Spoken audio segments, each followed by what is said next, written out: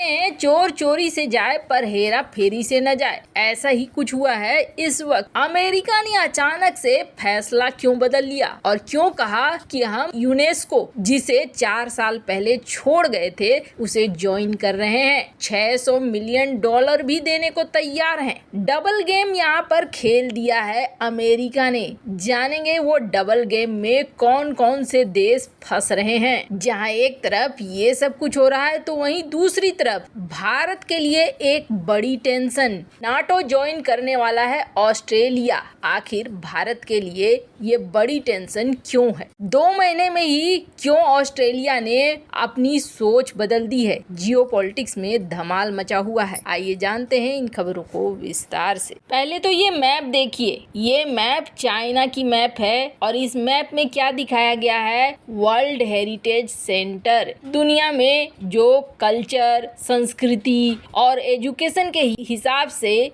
Unique चीजें होती हैं उसको यूनेस्को रिकॉग्नाइज करता है। तो चाइना के अंदर वर्ल्ड हेरिटेज साइट के नाम पर इतनी सारी चीजें हैं। ये जो बिंदे बिंदे देख रहे हैं वो बिंदे बिंदे यूनेस्को के साइट के बारे में है। वैसे ये बात तो सही है कि चाइना का सचमुच में बहुत सारे ऐसे जगह हैं, लेकिन आजकल ये साइट का नंबर बहुत तेजी से बदल रहा है। क्यों? क्योंकि चाइना एक अच्छा खासा पैसा यूनेस्को को दे रहा है। $8,56,750 दे चुका है यूनेस्को को। 41 मदद मांगी है यूनेस्को ने चाइना से और उस मदद को अप्रूव किया है, जिसके तहत चाइना ने पैसे दिए हैं। अब ये सब बातें क्यों हो रही है तो आपको बता दें, बाइडेन ने हाल ही में निर्णय लिया है कि वो यूनेस्को को ज्वाइन कर रहे हैं। अब यूनेस्को को ज्वाइन करने के लिए जो उनका फी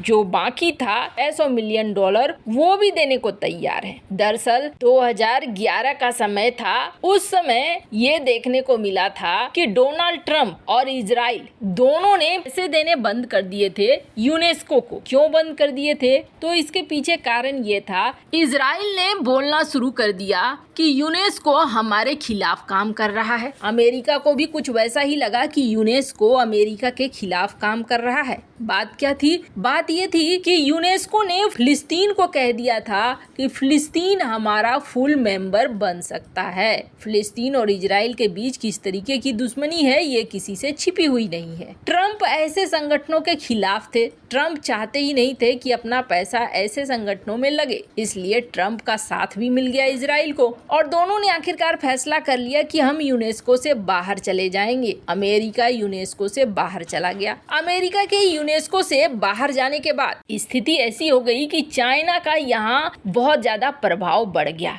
चाइना ने अपने कई सारे साइट को वर्ल्ड हेरिटेज साइट में बदलना शुरू कर दिया ताकि दुनिया में ये लोकप्रिय हो जाए, पर्यटन ज्यादा आए। तो वहीं एजुकेशन और कल्चर में भी दूसरे देशों के धीरे धीरे प्रभाव डालना शुरू कर दिया। अब जाके जब बाइडेन सत्ता में आए हैं तो बाइडेन को ऐसा लग रहा है कि कुछ ज्यादा ही आगे चाइना निकल गया है। ऐसे में चाइना को काउंटर करने के लिए बाइडेन चाह रहे हैं कि वापस से यूनेस्को हम ज्वाइन करें और ज्वाइन करने की घोषणा भी कर दी है। सुनने में ये लग रहा होगा कि चलो बहुत अच्छी बात है, ये तो अमेरिका की बहुत अच्छी सोच है। तो ठहरिए, अमेरिका एक शुद्ध व्यवसायी प्राणी है, बिना किसी फायदे के कोई काम नहीं करता है। जैसे ही अमेरिका ने यूनेस्को को ज्वाइन किया है वैसे ही अमेरिका ने अब इस संगठन के सामने शर्त रख दिया है और ये कहा है कि देखो भैया, तुम हो संस्कृति, एजुकेशन और दुनिया की हेरिटेज संपत्तियों के रखवाले वाले संगठन। अब रूस यूक्रेन की लड़ाई हो रही है। यूक्रेन बहुत सारा वर्ल्ड हेरिटेज साइट बर्बाद हो रहा है, उसकी संस्कृति बर्बाद हो रही है, उसका एजुकेशन बर्बाद हो रहा है। तो तुम संगठन किस काम के हो? तुम्हें तो वहाँ फंड देना चाहिए।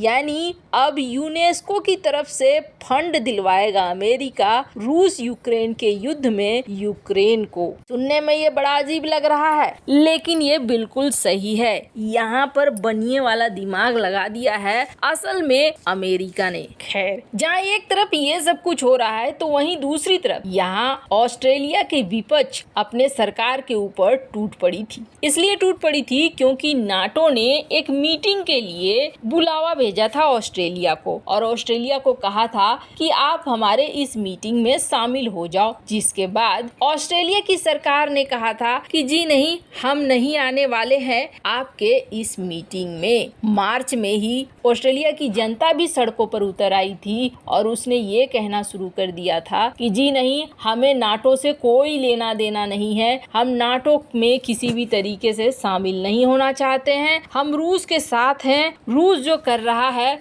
वो सही कर रहा है। ऑस्ट्रेलिया की जनता का एक बड़ा हिस्सा रूस को सपोर्ट कर रहा था। कुल मिलाकर कहें तो जब से नाटो बना है तब से ऑस्ट्रेलिया ने कभी भी नाटो को ज्वाइन करने के बारे में नहीं सोचा। इसके दो बड़े कारण थे। पहला बड़ा कारण ये था कि नाटो पहले यूरोप तक में, खास तौर पर जो रूस के पड़ोसी थे वहां तक ही सीमित रह रहा था, नाटो और आगे नहीं निकल रहा था। तो ऐसे में ऑस्ट्रेलिया भी नहीं चाह रहा था कि वो नाटो को ज्वाइन करे। पर अब धीरे धीरे हालात बदल रहे हैं। मामला हिंद महासागर क्षेत्र का आ रहा है और ये जो हिंद महासागर है, हिंद महासागर क्षेत्र और दक्षिण चीन सागर, इन दोनों में सबसे बड़ा दुश्मन कौन है? सबसे बड़ा दुश्मन इस वक्त चाइना है। चाइना को अकेले ऑस्ट्रेलिया काउंटर कर दे, ऐसा हो नहीं सकता है। हाल ही में जब महामारी फैली थी तब ऑस्ट्रेलिया ने जरा सी आलोचना क्या कर दी थी चाइना की, कि चाइना ने कहा था हम तुम्हें खाक में मिला देंगे। चाइना ने व्यापार भी बंद कर दिया था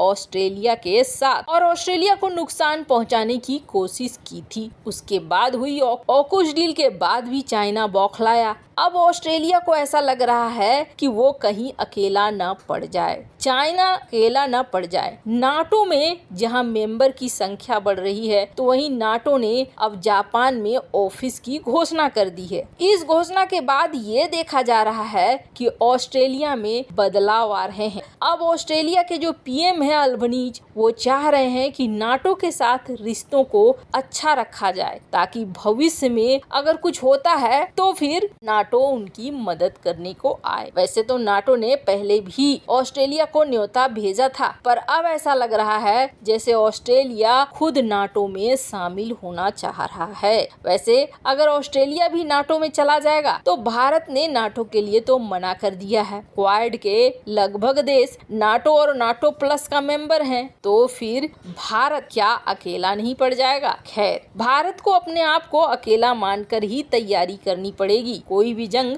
अपने बल पर लड़ी जाती है। वैसे इन सब मामले में आपकी क्या राय है? क्या ऑस्ट्रेलिया नाटो ज्वाइन करेगा तो भारत का साथ नहीं देगा? कमेंट कर अपनी राय जरूर बताएं। जल्द मिलते हैं अगले वीडियो में नई खबर के साथ।